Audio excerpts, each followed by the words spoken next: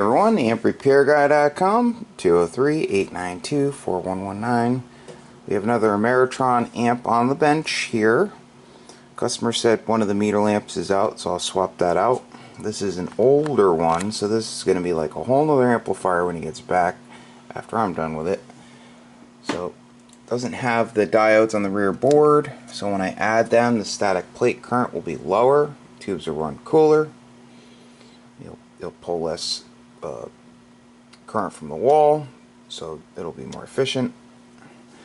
So it has the older pinkish colored resistors, so whenever I go into an amp, I don't just, look at the meter, make sure it's at 0, it's unplugged, make sure it's at 0, take an insulated screwdriver, hold the insulated part, and then touch the body of the shaft, the chassis, and then the tip to the anode connection here to make sure the filter caps are discharged.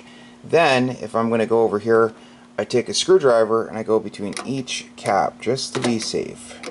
So if one of these resistors is open, you could still have some residual voltage across that cap and then it can jump over. So you just want to make sure you get each one. So if you discharge one, then I've seen where it'll partially charge another.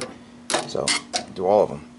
Okay, so this has newer caps in it. So if these resistors test okay, I just swap them out.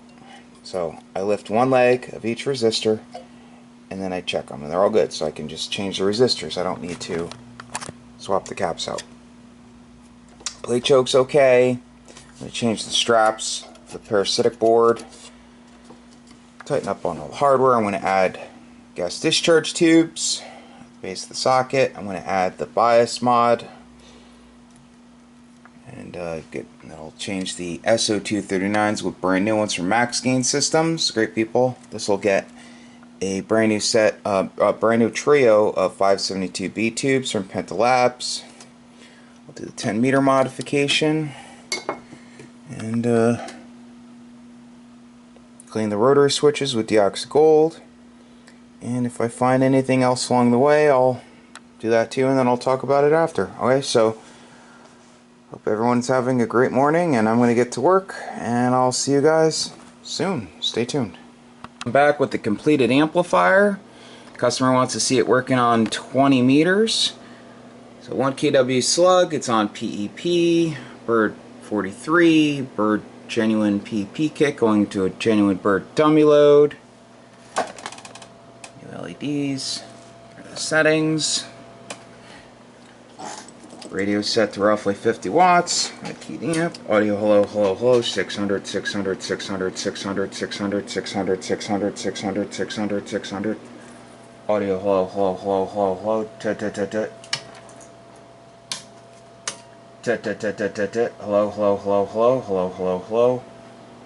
Again, hello, hello, hello. Tut, tut, tut, tut, tut, tut, tut, tut. And it works as it should. So I'm going to finish testing the other bands, and then I'll show you what I did in the inside. See you guys soon. Buddy, I'm back with the inside of the completed amplifier. I'll show you everything I did really quick. So I changed the meter lamps over to LEDs. Changed those pinkish colored resistors over to brand new resistors. Did the bias modification. Let me grab a pointer here. Okay, so put a longer screw in the top of the plate choke, longer screw in the bottom of the plate choke. Change the straps. Changed the SO239s, the brand new ones from Max Gain Systems. Great people over there. Did the 10 meter mod, tweaked up on 2 of the input circuit adjustments. Got a brand new set of Penta Lab tubes. Awesome, awesome company. Compressed and cleaned the socket clips. Added gas discharge tubes down at the bottom. 1 per side of the parallel filaments. So again, you only need 2 because all 3 of the tube filaments are in parallel. So 1 per side. Tighten up on a bunch of hardware, clean the TR relay contacts, TR/bias relay contacts, the input rotary switch contacts, the band switch contacts. I touched up on these solder joints over here. They were not great. I think that's about it. I've been watching, sometimes I watch YouTube and other repair people's videos come up. And, when I go through an amp, I only like to work on amps that I know I can go through, get everything done, and you know, it goes back to the customer. It should last the rest of their lifetime as long as they don't abuse it. But you know, some amplifiers you just can't get parts, or they're really hard to find, or they're really expensive. So I see people fixing amps and they fix them to the point where they work, but there's going to be another problem. So it's like, I'm just over here, I don't believe in that. I'm not just going to fix something knowing it's going to last maybe a month or a year or whatever.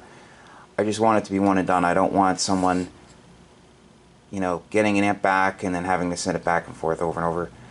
I want the customer to say, hey, Scott, you know, I bought another amplifier, you know, I'd like you to work on that, or they tell their buddies about me or whatever. You know, each his own. You know, some people are okay with, you know, sending things back over and over, but that's why I don't work on certain amps. I mean, I can fix anything, whether it's a Henry or whatever. I can have parts custom made, or I can search high and low and pay an arm and a leg for a part. But you know, to do it right, I'm not going to work on something unless I know it's going to continue to work. It's just, I'm not in this for the quick buck. But I have other stuff to do. I have to bring the Al811 to get packed and have it shipped.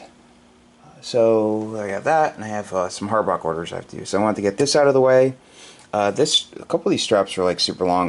When I replace these straps, I always tweak the length of these so they're not, because you don't want this strap to touch the shaft here, because this is just like a piece of heat shrink and it'll end up arcing through that. So, hey, so, well, I appreciate everybody watching, and I hope everyone has a great day. It is Wednesday, and I will see you guys again soon. I also zip tied all the wiring, just like everything nice and neat. So, and added almost forgot, added the diodes on the rear board in series with the center tap for the bias circuit. So now it's not biased on as hard. Okay, I hope you have a great day. See you again soon. Please like, share, and subscribe.